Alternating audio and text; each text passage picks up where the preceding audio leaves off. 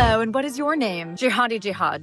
Beautiful name, yes. What is your occupation? I'm an engineer. Oh, you'll contribute to the economy. Wonderful. And are you married? Yes, I have 4 wives. You know, I'm so embarrassed, but our country only has room for 1 name on this form. But I'm going to give you a bunch of guest passes. And what is the name of your main wife? Jihad. Oh, is that a common last name where you're from? No, she's my sister. Oh, wonderful. You know, we're really trying to celebrate close family network systems here. We actually don't have enough mentally people here either, so you'd be doing us the solid, really. And what does she do for work? She makes belts. They just explode on the runway. The people go crazy for them, huh? No, they literally explode on the runway in the luggage under the plane. I heard nothing. This is right-wing comedian Aaron Wexler. Assalamu alaikum, New York City.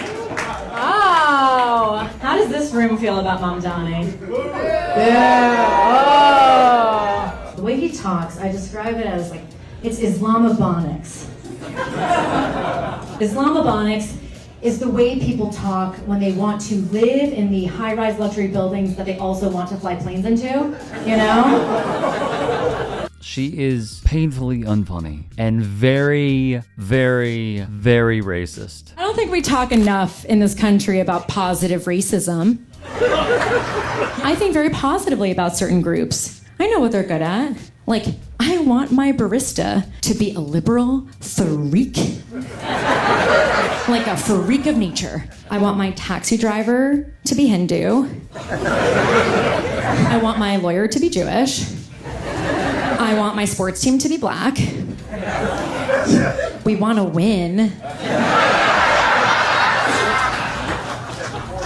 I want my cleaners to be Hispanic. Mexican preferably, but I'm really not trying to be too picky. I would like my nail tech to be Asian. I would like my dry cleaner to also be Asian.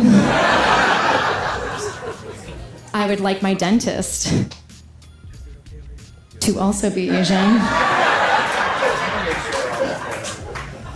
And I want my boyfriend to be white. But look, y'all, she is really doing her best out here, you know? Had a liberal heckler in the audience. I never actually included the joke that set her off. All right, it's February. It's the Winter Olympics.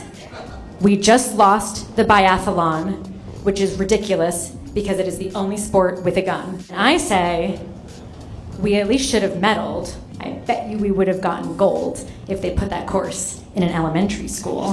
That's not what set her off. We're getting there. And so then I say, have you noticed there are no black athletes in the Winter Olympics? It's not because they can't, it's because they don't want. Why would black athletes want to be in the cold when they could just dominate the Summer Olympics? Because black Americans are unbelievable athletes, right? And we know why. Because for many of them, their ancestors had to be chosen for work, right? And then they had to survive a horrible slave ship journey. And I don't know, but it seems like a pretty unfair competitive advantage to me. I'm saying black Americans are our best athletes, and slavery was bad. But I think people on the left get like leftist Tourette's, where they just have to be like, offended! I had to tell her, you know, being offended doesn't make you right. And she died doing what she loved.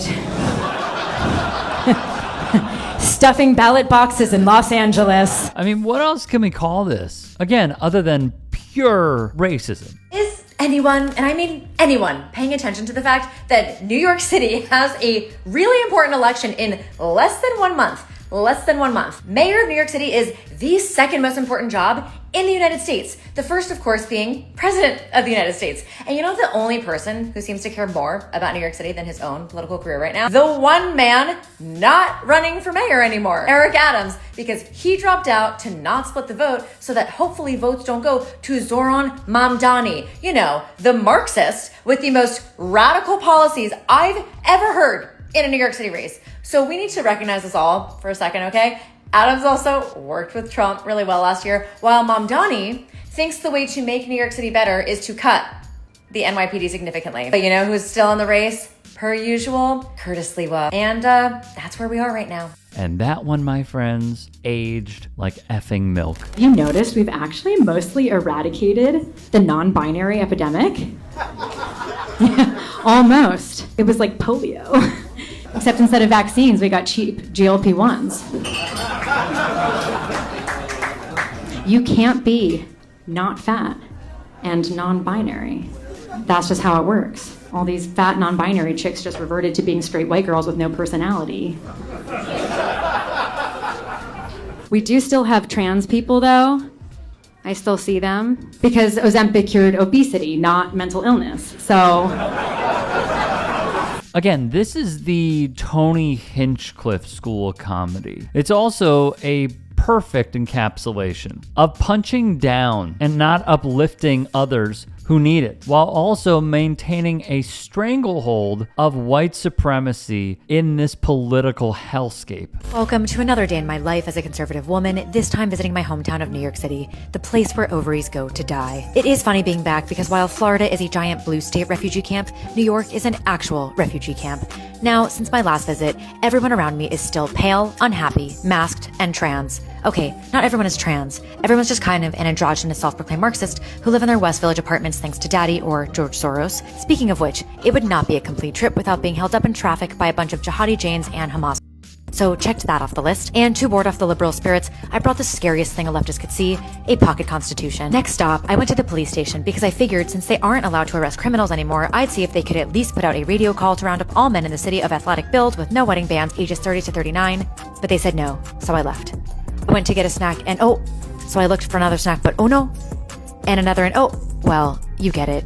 It does feel kind of silly to stand in line and pay because I've seen people take things and walk out and nothing happens to them. Still, I do find comfort in the city from our few conservative outposts where the liberals secretly come to eat God's chicken. Finally, whenever I'm back, people open up to me like I'm a priest in a confessional booth, which is all to say, New York, you are super weird, but there are more normies here than you'd think. Now this is gross stuff. Are we surprised? No. Here's a secret that everyone knows, but no one's allowed to talk about. Working for a female boss sucks, especially if you're a girl. Everyone always talks about the patriarchy keeping them down. Smash the patriarchy. The patriarchy is the only thing that has ever promoted me. Ask any girl when you're just having a casual conversation and she's not being a feminazi if she would rather work for a male or a female. And she will tell you. And why? Because women are jealous. Women are moody. Women are insecure. And for some reason, they take all of that out on the women working for them because women are mean to each other. We are our own worst enemies. And maybe, just maybe, it's because women aren't meant to spend their childbearing years in a corporate workplace. But we're not allowed to say that. You can't sit with us! And not to be outdone, we're at risk in Florida. If people are paying attention, we've had a bunch of races go the wrong way. Miami's mayor went to a Democrat. The district where Mar-a-Lago is also flipped to a Democrat just a few months ago. And so we cannot just rest on our laurels and assume that the state of Florida will always remain the amazing free state of Florida that it is. You got to point out the facts. And we're talking about a long list of experience and several accomplishments with some guy who thinks he's Mike Rowe on YouTube. And it's just not, that's just not who Matt the Welder is. I appreciate his message on some stuff. And there are some instances where developers do exploit the state, but you got to have someone with the ability to push back against that. And, it's going to take more than YouTube videos to do it. Newsmax promotes her, a far-right outlet, who basically said if it wasn't for Trump, they would have closed shop. I mean, this is just atrocious, but also a full circle moment. Hey, I appreciate you watching. Now, if you can, please do become a channel member by going to youtube.com/TYT Sports and clicking the join button. If that's too much for you, you can just go to tyt.com/join to become a member. It helps all of us out here at the Young Turks and keeps our network afloat. In addition, you could follow me on my socials on Twitter, Instagram, and TikTok. Appreciate the love. Have a great day.